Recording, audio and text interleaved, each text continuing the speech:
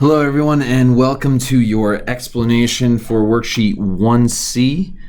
This is the second to last worksheet in week 1. There are a total of four worksheets for this chapter. So there's A, B, C, and then the worksheet D is the review. So this is the last of the new stuff. I'm going to be collecting all three of the first worksheets, A, B, and C, next week when you take the test. So you want to sort out all of these worksheets, including the review, before Monday, because Monday I'll give you like a practice exam, so something that looks real similar to the first exam for you to do on your own. It will be graded, but it's not going to have a ton of weight on it, so you really want to be prepared for your first exam. Now I know we're going really fast. I'm giving you four worksheets, and I've seen you, or I will see you, for less than 45 minutes for the first week, so I know that's weird, but that's what we're living with, so that's what we have. So looking at worksheet C, this is a lot of this worksheet's talking about function notation, so how we deal with adding two functions, subtracting and multiplying and dividing, and that's exactly what we're dealing with on this first problem here. So what they do is they give you two functions, f of x and g of x, and they're really similar but slightly different. And all we're going to do is run through the four different things you can do to them. So for the first part, we're going to be adding to the two functions, so f of x plus g of x. And the way we write it is like this. In parentheses, you have f plus g, and then in a separate set of parentheses, you have an x. So we're not plugging in anything for x on this problem. We're just adding the two functions. So I like to use a lot of parentheses with this just to make sure I don't goof up on a negative or something like that.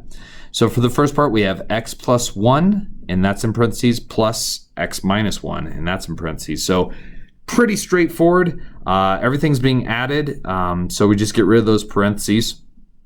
And you're going to have an x plus x, which is a 2x. A positive 1 plus a negative 1 cancels out, so you're just left with 2x. So that's real straightforward. With subtraction, same exact thing, but we need to be very mindful of the negative sign. So we put the negative sign on the outside of the parentheses and distribute it in, which changes the sign of both of those. So the x at the beginning subtracts from the other x, so x minus x is 0 and it goes away. And then we have 1 plus 1 is 2, so that's just regular 2. So that one's not too hard either. When we multiply these, we put the two sets of parentheses next to each other, and then this is just a foiling problem. I showed my work here. So x times x is x squared, 1x, a negative x, and a negative 1. The only, I guess, interesting thing that happens with this one is the negative x and the positive 1x, they cancel each other out.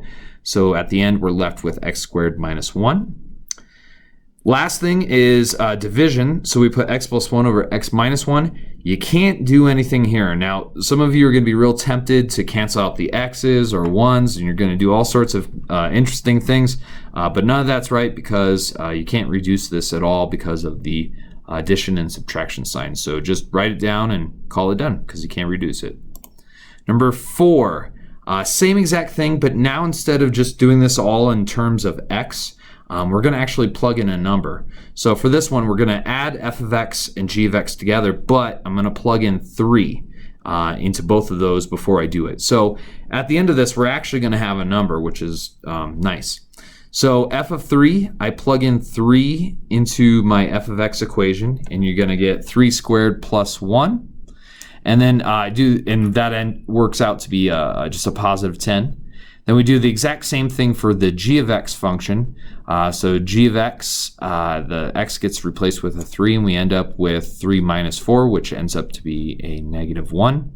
And since we're adding these two functions, we just add these two results. So 10 plus negative 1, 10 minus 1 is 9, and that is done. Number 6, same exact thing as we just did on 4, but this one's a little trickier because we're not plugging in just a nice number. We're plugging in a number and a variable, so this is going to get a little messy.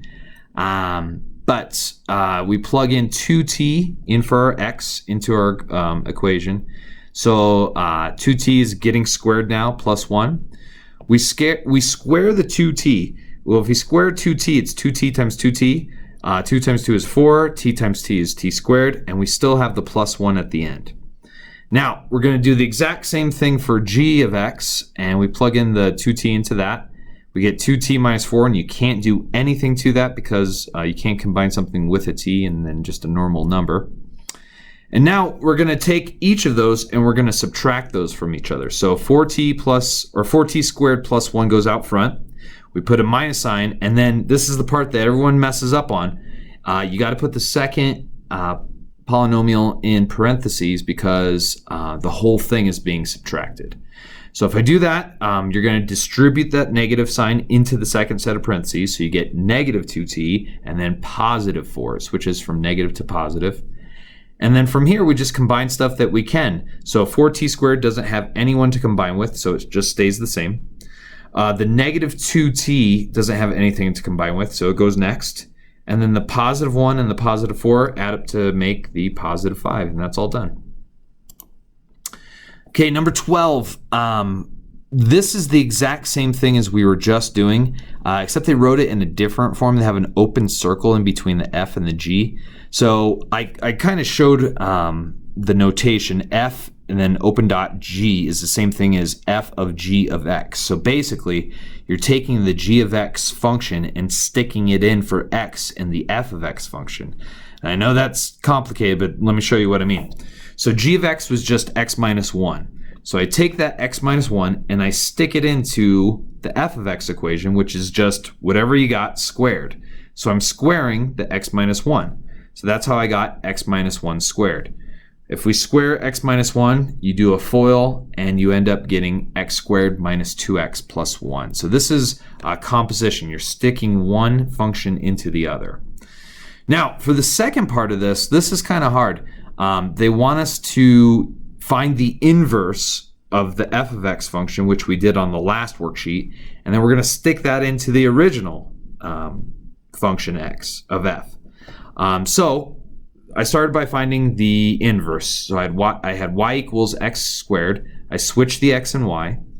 I solve for y by square rooting both sides, and you end up with the inverse of f of x is just x, the square root of x.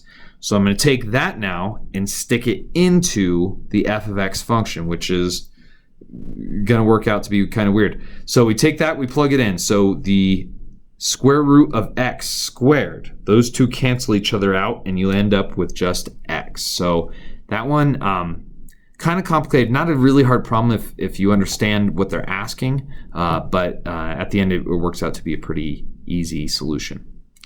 All right, let's talk about number 18. We have f of x and g of x.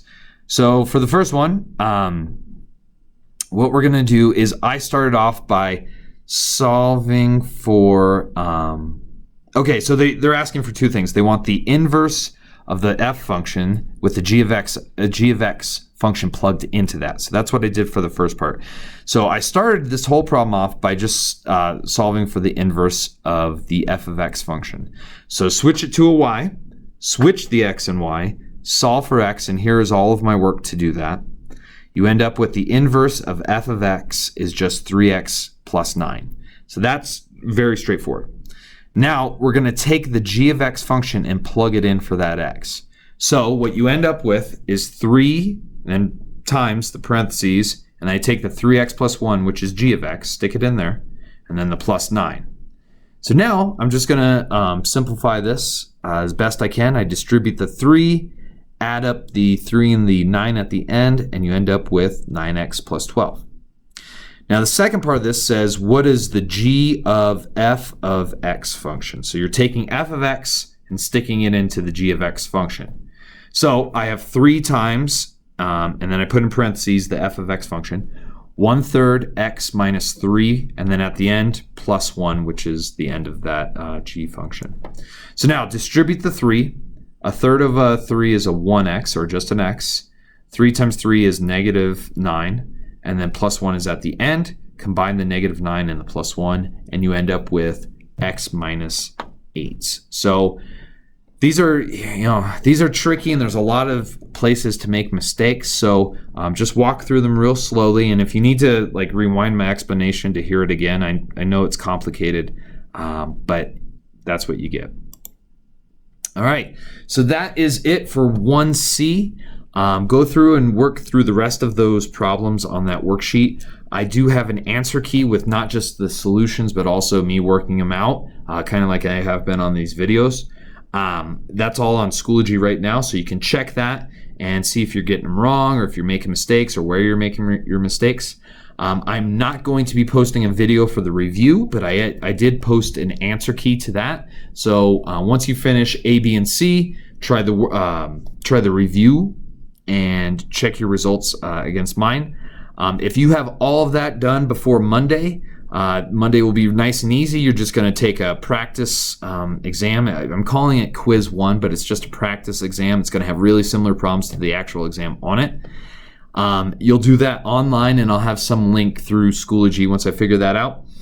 And then when you see me next week, we're going to be taking exam 1. So I know this is very, very quick, and we're getting shot out of the cannon here, but this is the pace we have to keep because we lost a couple weeks due to just the schedule this year. So if you have any questions, you're not sure what you're doing, feel free to email me or talk to a friend or even look up YouTube videos from like Khan Academy or whatever. But like I said, get as much help as you can so that you're good to go by Monday. All right. Good luck. And like I said, let me know if you have any questions.